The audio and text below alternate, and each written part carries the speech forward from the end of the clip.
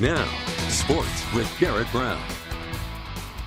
Well, it's about that time for Colorado Mesa Mavericks football. After months of hard work on the field and in the weight rooms, the Mavs are on the road and about to get the 2025 campaign underway.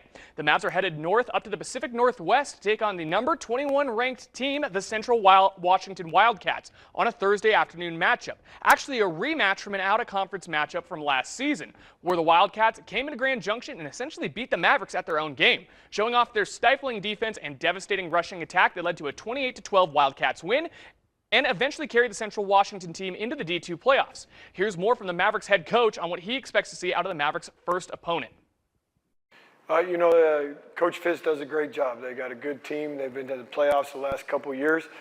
They've really built a strong foundation for what they're doing and how they've been successful in the Lone Star Conference. So we got to be ready to go. It's going to be a physical game. They pride themselves on playing tough up front. Coach Fisk, an O-line guy by nature, so it's going to be a physical war. We're going to have to be ready. We're going to have to be prepared to be able to go out and control the line of scrimmage.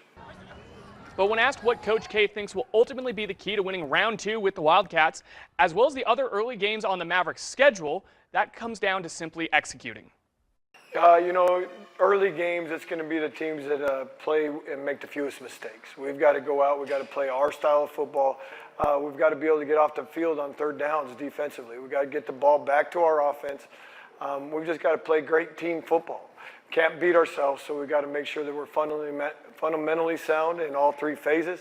And then we've got to find a way to change the game on special teams and change it in a manner that reflects us, not them. So we got to make sure that we go and capitalize on opportunities. So it's going to take a complete team effort to be able to get it done this week. Going back to the beginning of the Mavericks' schedule for a moment, CMU Football will get to see how they stack up with the best pretty quickly this season.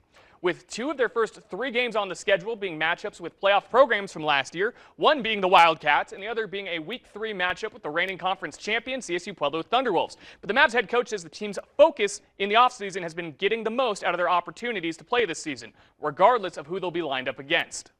We want to be at the top of the RMAC. We want to find a way to go and win a championship. So that's been our mindset throughout camp, throughout spring training, winter conditioning.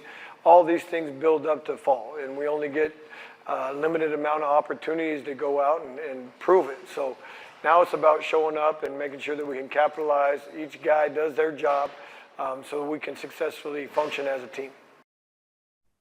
Again, that matchup between the Mavs and Wildcats in Ellensburg, Washington will get underway Thursday at 2. You can find a full breakdown of the Mavericks schedule featuring CMU All-American defensive back Antonio Clark on our website. Elsewhere, the Rockies took down the Houston Astros 6-1 with a Hunter Goodman homer to add to his team lead with number 26 homers this season. And the Jackalopes fell in their first matchup of the year with the Missoula Paddleheads. 10-4 is your final there. That'll do it for your look at sports. We'll be right back.